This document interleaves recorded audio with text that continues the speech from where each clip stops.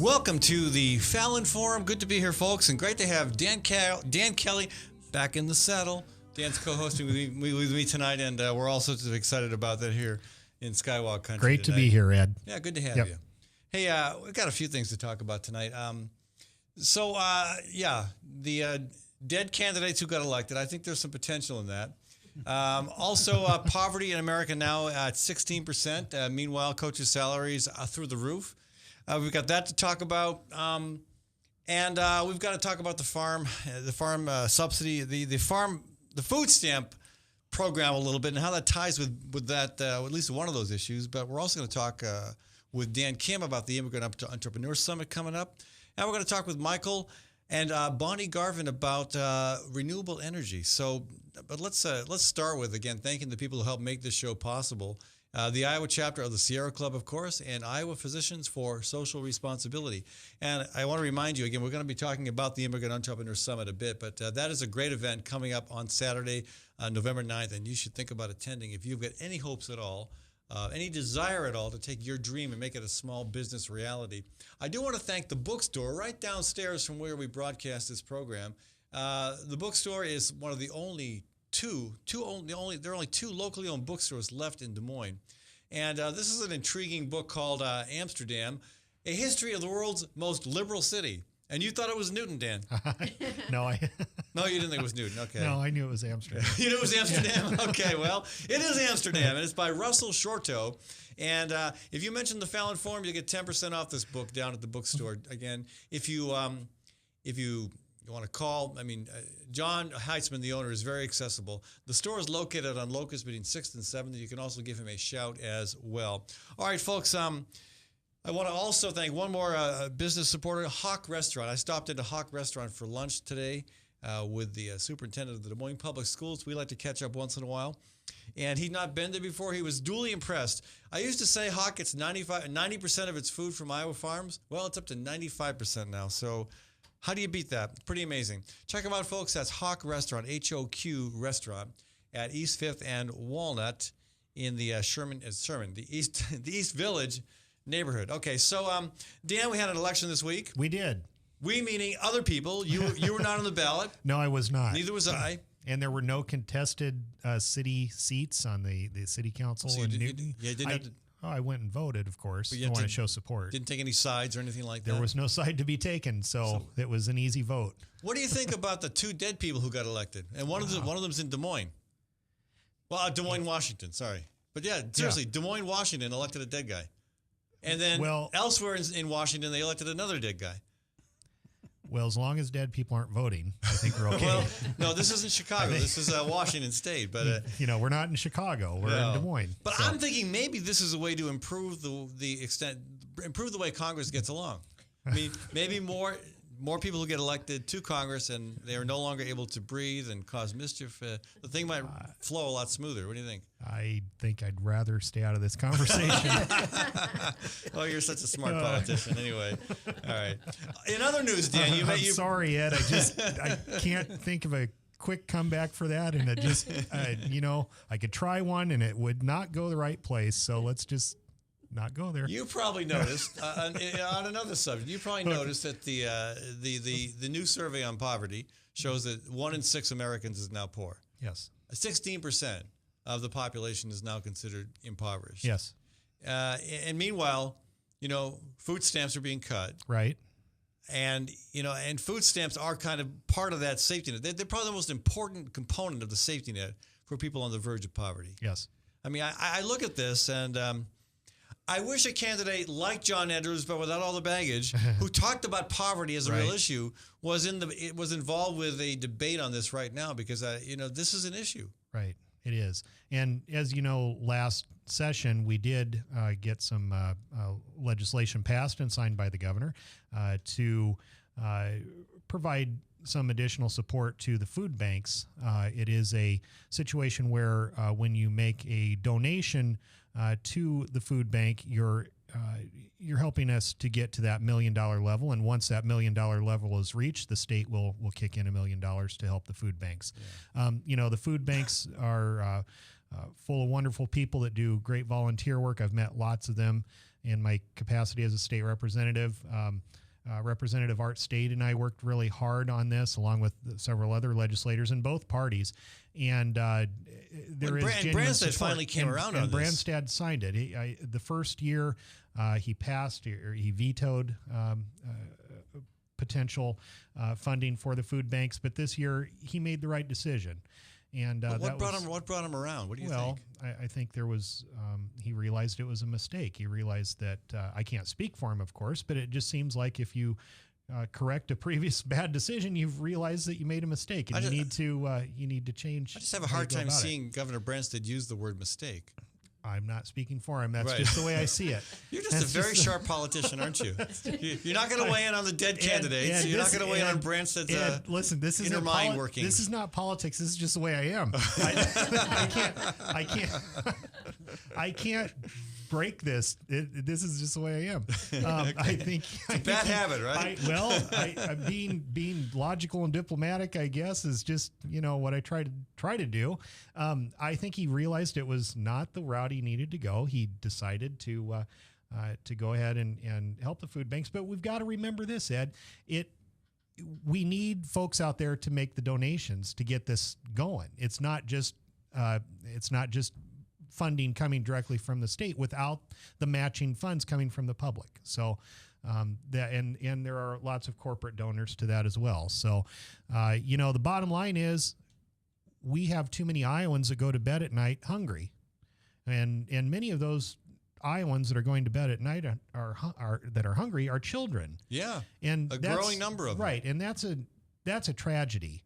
That's something that we all, Republicans, Democrats, Tea Party, doesn't matter if you're even interested in politics, that's something that should upset every single Iowan, that there are kids going to bed hungry in a state that is known for feeding the world. That's the bottom line. Speaking of upsetting, Congress has already cut the food stamp program. Yes. That just went in. Last week, more than 47 million Americans who received the food stamp program, the SNAP program, right. They saw their benefits go down.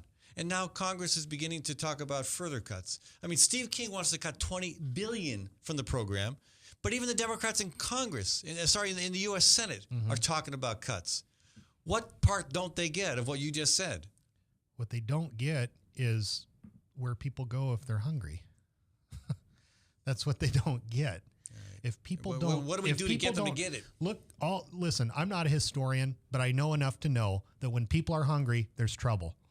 Well, and that is the bottom line here.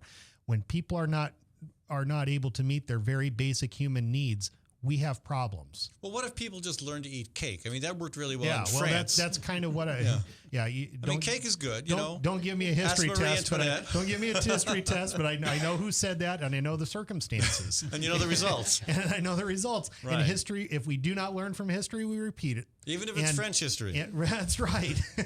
And if we don't learn to feed people, if we don't learn to understand that humans have basic needs, one of those needs is nourishment, one of those needs is food. If we do not understand that, and if we do not take care of it, it leads to other problems. Another need is sports, and again, we're very blessed to have the Red Sox again winning the World Series. Yeah, we are. Yeah, we haven't done a high five on that. We'll do that later. All right, we will. Yeah, but I'm not sure we're blessed to see the continuing increase in coaches' salaries. But I try. I'm not going to recommend that you, as a politician, tackle that issue next session. But I will tell you that I tried to tackle that issue once when Eustace, remember Larry Eustace? Yes, I remember. His salary went up to $300,000, and people were outraged. I remember. Yes. And then it went up to $1 million. People were outraged. Well, now we're talking what? Ferentz is making nearly $4 million a year. The highest paid guy is making $5 million. To me, it's obscene. These are coaches of sports teams. and they're mostly paid by taxpayer dollars. Do you have trouble with that, or is it just me? No, I have trouble with all the money in sports. I think that it's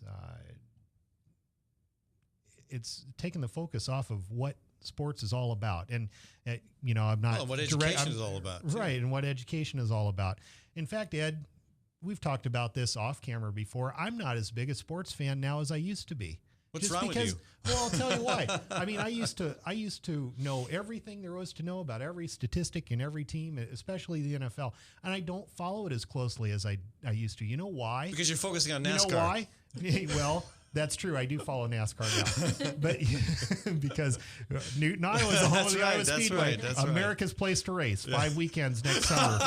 Hey, shameless promotion. Hey, make sure you're there. iowaspeedway.com. Shameless promotion is my job, not yours. Schedule just came out. Take a look at it.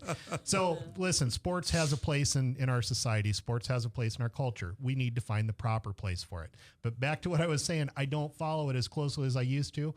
Because you turn on Sports Center and what are they talking about? They're not talking about the action on the field. They're not talking about the great things that these athletes are able to do and do. They're talking about how much money they make. Or about Danica Patrick's temper tantrums. Right. They're talking about the garbage instead of the true nature of the sport. And this is just another example of that. This is just another example. It's also taking away from the real focus of colleges and universities. I mean, you get one situation in Colorado where the football program owes the school, meaning owes the other programs that the school is supposed to be about, $30 million. Right. I mean, there's too much money in sports all the way around, but especially in college. And these athletes are gifted with these abilities, and they need an outlet to display them. I'm not sure it should cost us as much as it does. And yeah. Anyway, we could probably talk more about that. Right. I can't tell you all the angry mail I got and phone calls I got when I came out for capping coaches' salaries back in the mid-1990s. Well, it is a competitive, highly competitive situation. It's a sacred cow, right? And I understand the argument that to attract top talent to Iowa, we have to have top coaches. And we're competing against the Notre Dames and the Miamis and the Stanfords and the schools that have that kind of money that they can give out. Right. And we're blessed with this wonderful winter climate here in Iowa. And the Big Ten is 10 yards in a cloud of dust. And the kids coming out of high school and the top players want to go where they pass the ball 50 yards every play. I understand all those arguments. But the simple fact is, we got kids going to bed hungry at night in Iowa. I knew you'd tie it back in for me. If we could all focus on that for a while, I think we'd do something good. All right. And we're going to focus on one more thing before we go to a break here. Dan Kim is with us on line one. Dan is helping to organize the Immigrant Entrepreneur Summit. He works at Community CPA and Associates. Dan, welcome to the program. How you doing, Ed? Good. So we got a big event coming up on Saturday at Drake University. And that's right. I'm very busy. I can imagine. How many people have registered to be a part of it? Well, so far we have 440 registered. Now that's more than last year. That's more than last year already, isn't it? Well, actually, we recorded at 468 participants from 45 different countries last year. Wow.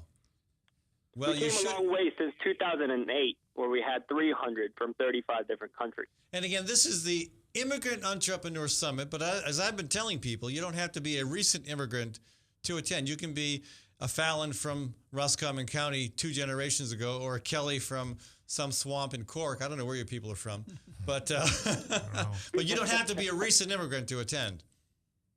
That's right. Right. We do open the doors for everyone to come and enjoy.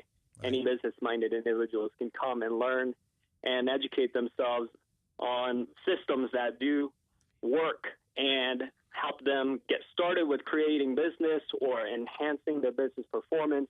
We do it all. So we do invite everyone to come. And my understanding, too, is you've got a lot of people who attend the IES and come away with so much more knowledge than they had when they arrived that they're able to go out and kick off a business idea. I mean, I want to say you had about 100 people start businesses after last year's convention. We've averaged 100 every year, more Wow. than 100 every year. This year, we are very proud to announce that since last November to this November, we have had 115 newly incorporated businesses that are going 150? to be Wow. 115. 115. Yes, Very sir. good.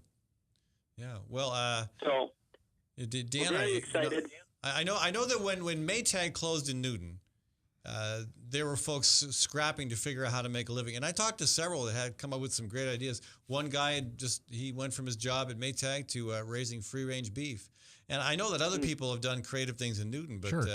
This could be the perfect thing for folks that may still be trying to find their feet after the economic Absolutely. shifts that happened in Jasper County. Exactly. Yeah. Entrepreneurship is a step that many of the former Maytag employees took. The problem is we got to get them the support to do what they need to do to get those good ideas Yes. off the ground. Yeah, sometimes it takes a small business Well, loan or some help with Right. writing a And business there's not plan. enough opportunities for microloans to start. Speaking start a of, small of, business. Financing a business, starting a business, we are having a capital access seminar at IES, Immigrant Entrepreneur Summit. At the very end of the session, we are having a capital access seminar sponsored by Wells Fargo.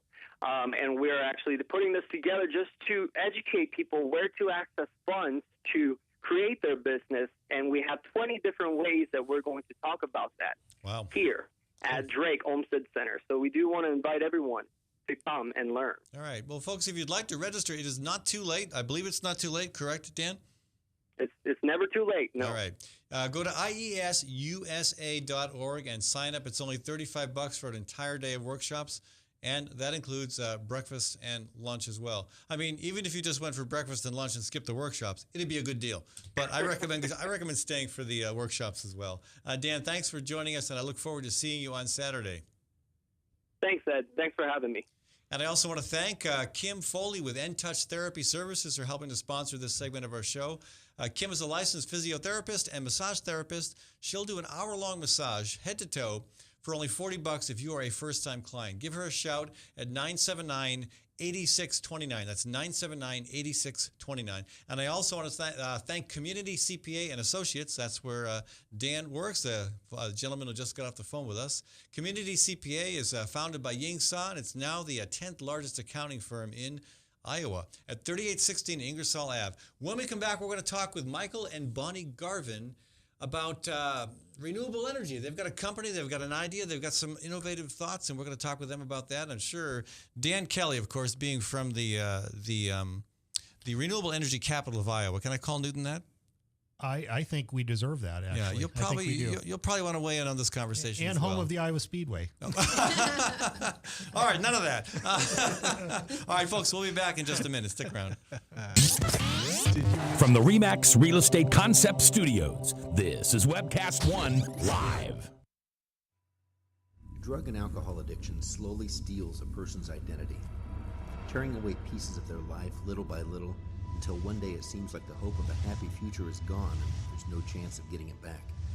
Here at St. Gregory Retreat Centers, we can assure you that there is hope. Our unique approach to recovery begins with the understanding that the dysfunction and damage caused by addiction can be overcome, not just dealt with. Don't let another day go by. Call St. Gregory today.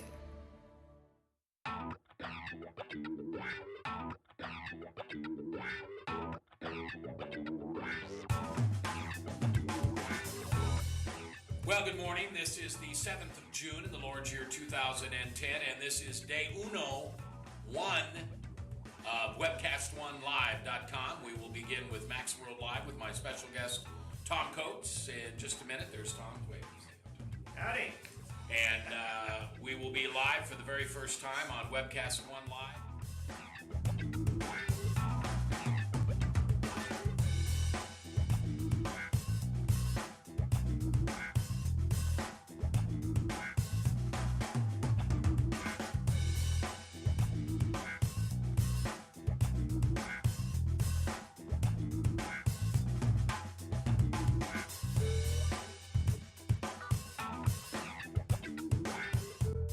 Someday we're going to look back on this and say, gosh, remember that old day in history wonder where Walter Cronkite was. He must have been around hanging there too. But actually, it's the beginning of Webcast One Live. And thank you for listening. Thanks, Rob Spearman, and everybody who's put together this project together. And we're ready to go live now. So thanks for listening to MaxWorldLive.com.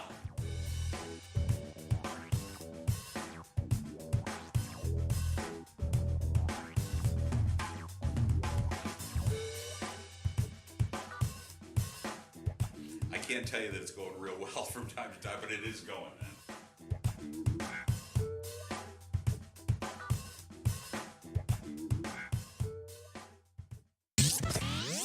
From the RE/MAX Real Estate Concept Studios, this is Webcast One Live.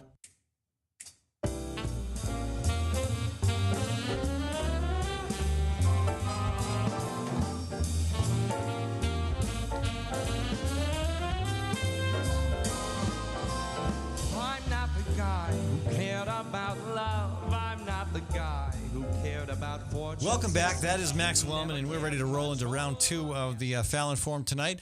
This section of the program sponsored by Gateway Market and Cafe, where I believe Mr. Kelly and I are going to probably engage in some fine dining after the show. Looking forward to it. Yeah, Gateway Market and Cafe, not just for breakfast, lunch, and supper, of course, but a fantastic grocery store as well, and a catering service. Check them out, folks, and please support local businesses, especially, if I might, local businesses that support local talk shows. And Gateway Market, again, will keep every dollar here in the local community, as opposed to, say, a big corporation that might ship it out to a headquarters in maybe Austin, Texas. So none of that is needed when we have places like Gateway right here in our town. I want to thank Corazon Coffee Roasters. They're one of our newest business allies. Corazon Coffee Roasters focuses on fair trade coffee and, get this, Dan, Irishman Kelly, fair trade tea. So, I'm a big tea drinker, but the coffee, I hear rave reviews about their coffee. And again, the nice thing about fair trade is somebody's making a decent wage as well. Also, Ritual Cafe, speaking of coffee, Ritual Cafe at 13th and Locust, fantastic place for not just coffee, tea, but paninis. What else they got? They got smoothies, and they've got great music on the weekends. Okay, we're going to welcome Michael and Bonnie Garvin to the program. Hi, folks. Welcome to the show. Hello. Glad to be here. And you've got a renewable energy business. Yes. And it's got the word Caribbean in it, which always I figured we'd have a little marimba band or something kicking off the conversation. But tell us the name of the business and the Caribbean connection. Well, the Caribbean connection is the Caribbean Renewable Energy Consortium, and we formed it 2 years ago because we were looking for a laboratory in which to try out new renewable energy technologies. And we were invited down to Curacao, which is in the south part of the Caribbean, and we were warmly welcomed there and have been engaged throughout the Caribbean testing emerging technologies, first there, kind of off-Broadway, and then bringing them back into Europe, China, and the United States. And what kind of technologies are we talking about? It's a whole range. Wind, as Newton knows. Right. And Newton has done very well with wind. yes, they have. We're getting there. Yeah. Solar, a lot of storage technologies, from thermal fuel cell to sodium storage to lithium storage. Hydrogen hybrid systems. We're now looking at a lot of tidal wave energy coming out of Europe. And these aren't, you don't have to wait around for a tsunami. These are the regular old tidal, the tides themselves. Yeah, they're basically like wind turbines, but they go underneath the ocean, are moored there, and they're compatible with ocean life, but produce electricity. Yeah. So we're looking at electric cars with solar-based charging stations. We work with Tim Dwight, who's a football player from I know Tim. Iowa and NFL. Been on this program before. Yeah, okay. Tim is a big advocate of solar, and he's helping put together our solar packages in the Caribbean in conjunction with a Chicago-based company called New Generation Power, which is a well-financed, good experienced company, putting in 3 megawatts of energy at the University of Virgin Islands, 315 megawatts in India, 500 megawatts in Brazil. But they're coming into the Caribbean in a very, very big way. And so we're in conjunction with them. So is this an effort to provide renewable energy to that region partially? And is it, I understand the other part is to is a good environment to refine some of the technologies that can be available elsewhere. Do I have that right? Yeah, that's pretty accurate, wouldn't you say, Bonnie? Yes, that's true. I mean, we've been doing this for a few years now, and it's hard starting anything new, and so anywhere that's fertile ground to try new things, that's great. Then you have a success on your hands, and you can take it elsewhere. So they've been interested, and we've had a good relationship, especially in Curacao. Maybe pick one example of one of the successes you've had.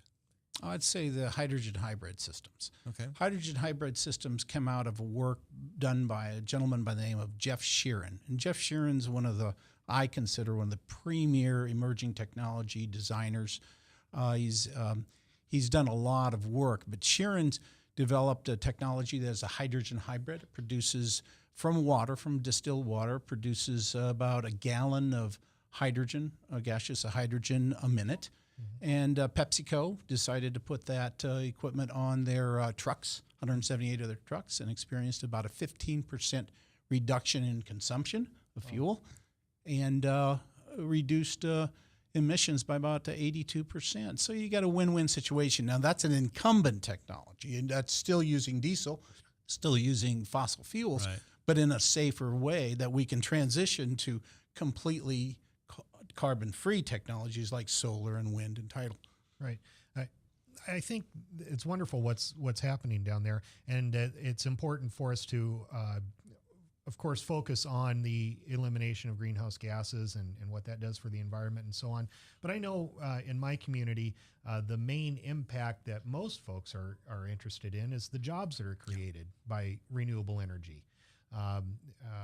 Could you talk a little bit about some of the jobs that have been created by these efforts? Well, that's the interesting thing. By partnering with New Generation Power and their subsidiary, Very Own Energy, they have enough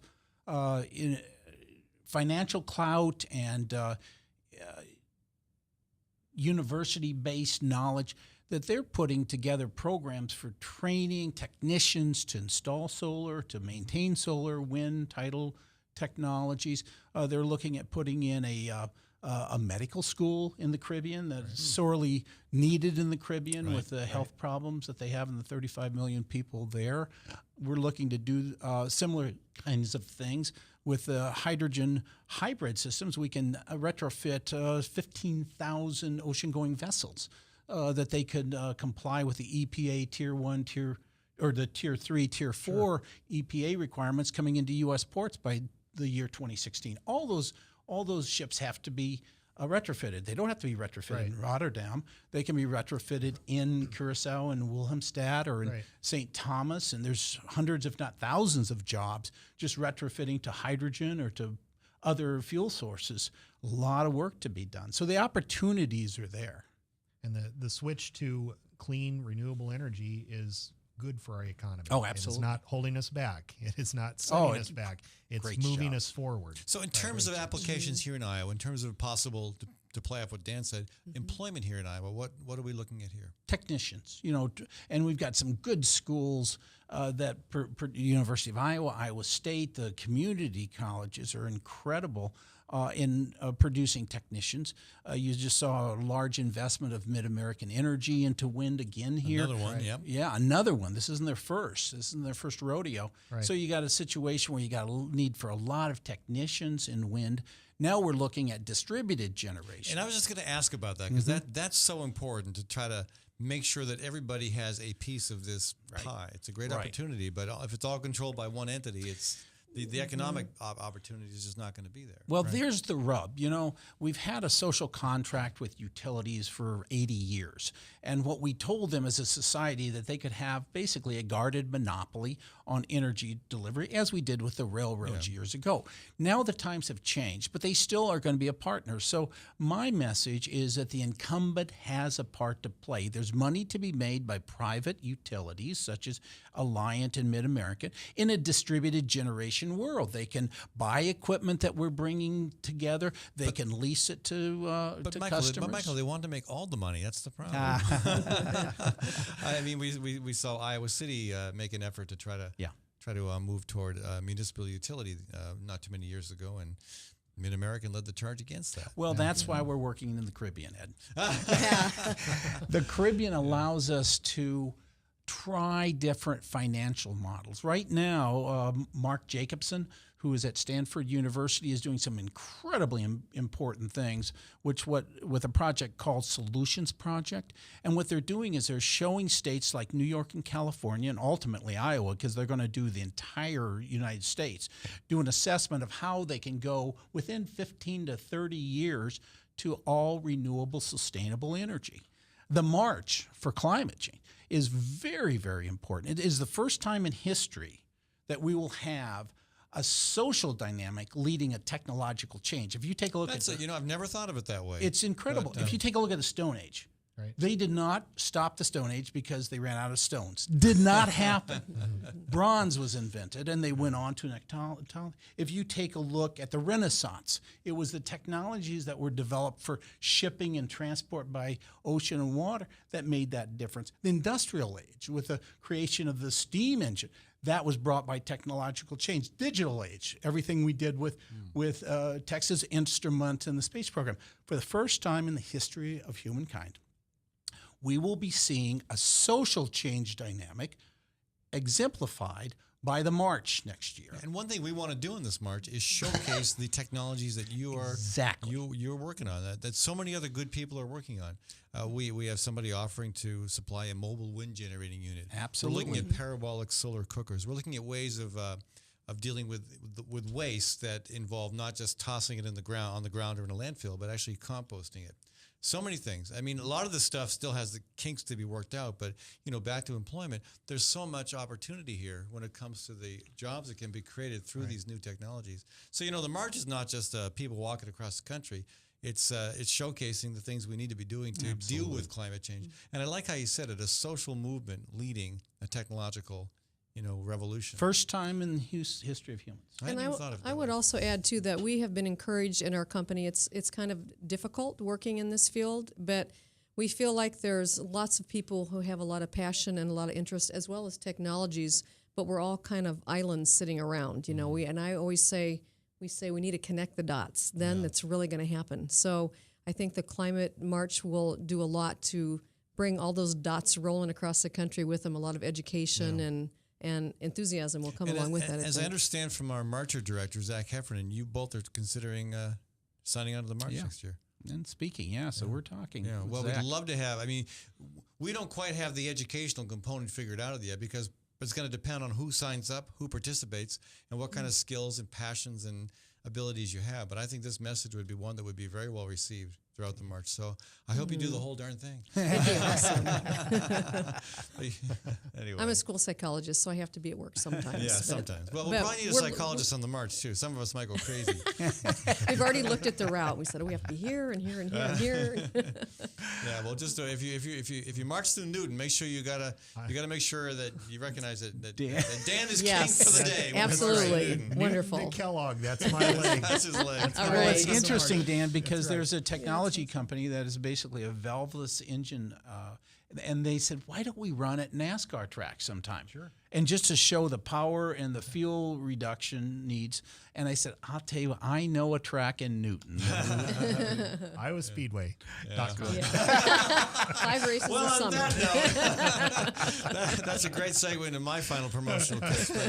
But, Michael, Bonnie, I really appreciate you taking the time to join us. I hope you can be a part of the March next year as well. And maybe we can get you back on this program to talk about some other aspects of what you're working on. It sounds very interesting. Be glad and very to. relevant. Anytime. Good to meet you. Hey, again, folks, thanks to Dan Kelly for being our guest today, guest hosting with me today on this program. Thanks to Dan Kim for calling in from the Immigrant Entrepreneur Summit. Thanks, of course, to Michael and Bonnie Garvin. Thanks to my producer, Maddie Kane, and I appreciate the folks here at Webcast One Live who provide the studio. Again, thank you to Gateway Marketing Cafe for being the anchor sponsor for this segment of our show. And please support all the businesses that make the show possible. And Gateway Market in particular is just right there at ML King in Woodland, a great grocery store and a great place for breakfast, lunch, and supper. Speaking of lunch, one of my favorite places for lunch, Fighting Burrito. I don't know if y'all have ever been to Fighting Burrito, but custom-made burritos. In other words, you decide what goes in that thing, and it's only about $6.50 for a very, very tasty and very, very filling burrito. And I know Dan's been there. I've been there with you, Ed. Yeah. It's a great place. Yep, Dan likes Fighting Burrito. I do. And also located in Ames on 117 Welch Avenue. Also, Tally's Restaurant Bar and Catering in Beaverdale. Yes, lunch and supper, but also now open for brunch on Sunday morning. The owner is Robert Santa, and he's always coming up with some creative idea of what to do with the fertile imagination he has when it comes to a great menu. Also want to thank my one Newton business ally, Diana's Wedding Cake. So if you're getting married, got an anniversary coming up, Christmas party, Thanksgiving party, Black Friday party, give Diana a shout. She'll make a cake for you, cookies, muffins. Hey, she's got it all. Go to my website, and if the phone number's not right, let me know, because it might have changed, and I will change it and update it right away. All right, folks, thanks. I'll be back on Monday. Have a great weekend. From the RE/MAX Real Estate Concept Studios, this is Webcast One Live.